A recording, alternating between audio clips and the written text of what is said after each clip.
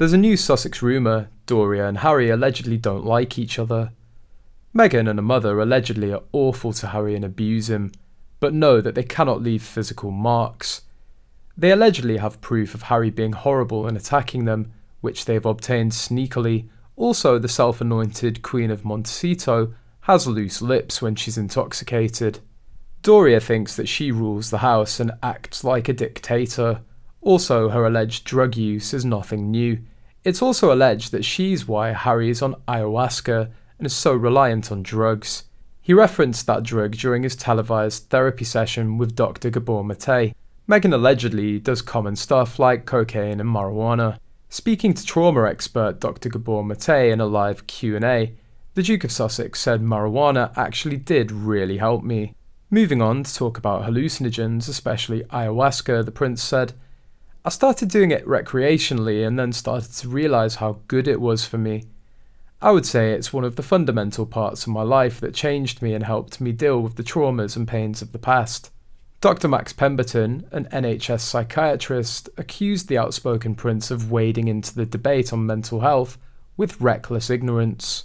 The doctor slammed Harry for having no understanding of the serious damage these substances can cause. He told the Mail that the Duke of Sussex is an example of what medical researchers term N1, meaning his observations of the effects of the drug are based solely on his own experience. Marijuana has been found to increase the risk of schizophrenia or psychosis, with regular use associated with changes in behaviour and withdrawal.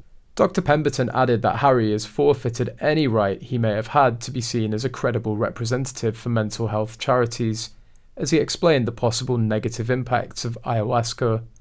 The drug, often promoted by the trendy middle classes, can cause panic attacks and paranoia, as well as physical side effects like vomiting and diarrhea.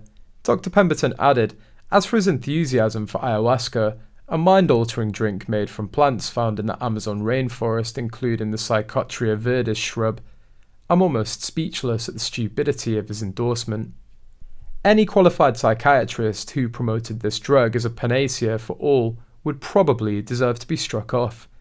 Speaking about cocaine, Harry told Gabor Mate, "It didn't do anything for me, it was more of a social thing." He added, "It gave me a sense of belonging. It also made me feel different to the way I was feeling, which is kind of the point." He also claimed that he experienced a lot of peer pressure to drink alcohol. The prince told Dr. Mate, "I was at a dinner party and people would all be drinking and I wasn't the one drinking. I'd feel left out of the conversation to the point where it was like, if you're not going to have a drink, leave." So I was like, okay, I'll leave. I started to realise, wow, is this the way that the world works? Where if for whatever reason you don't drink or you don't want to have a drink that night, then there seems to be this group peer pressure. With all these rumours of Doria and Meghan abusing Harry, taunting him, can we assume that they're trying to goad him into doing something stupid? Ply the boy with drugs and drink and God knows what else, let him fester, then have constant digs at him, destroy his self-confidence, his self-worth, make him feel like Satan's leftover feces, and hope he goes over the edge. Would that be enough for grounds for a divorce?